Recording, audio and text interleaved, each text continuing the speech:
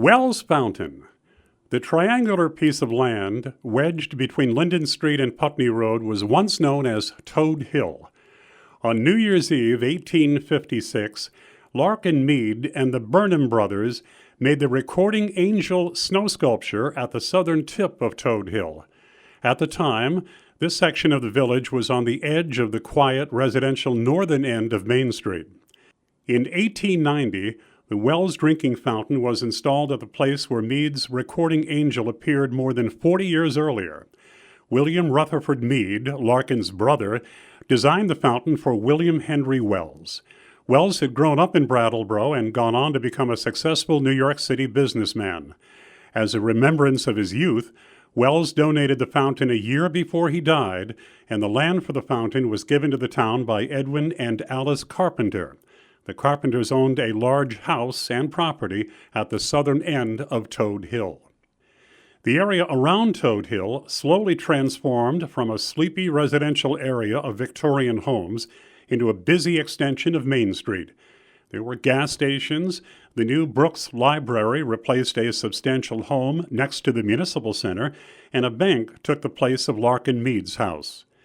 Mead's brother William designed the granite foundation to commemorate the event. William Mead, a famous architect who had grown up in Brattleboro, lived in New York City. The fountain bears William Wells' name, a New York City businessman who also grew up in Brattleboro and paid for the materials and construction of the fountain.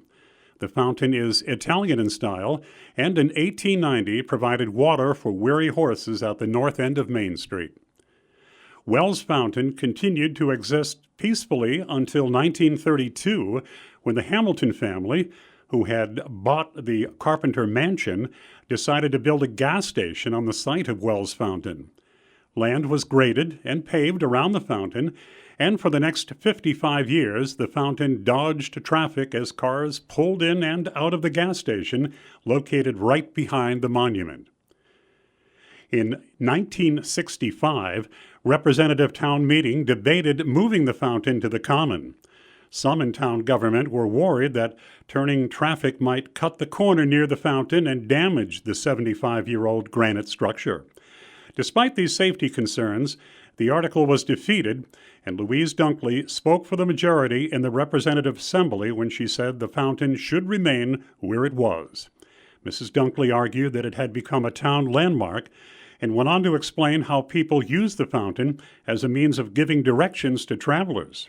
She finished by sharing that if anything should be moved, it should be all of the road signs and 20th century clutter that had grown up around the fountain. In the 1980s, the state of Vermont wanted to build a courthouse on the land near the fountain. In 1984, town manager Corwin Elwell helped organize townspeople who were in favor of saving the fountain. But it wasn't until local lawyer John Carnahan became involved in 1987 that the fountain was taken apart, relocated, and put back together to the present safe location away from traffic. The present park was created from private donations in 1988 to highlight the fountain.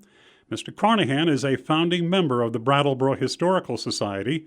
The ephemeral sculpture, reproduced in marble, is on display at the Brooks Memorial Library.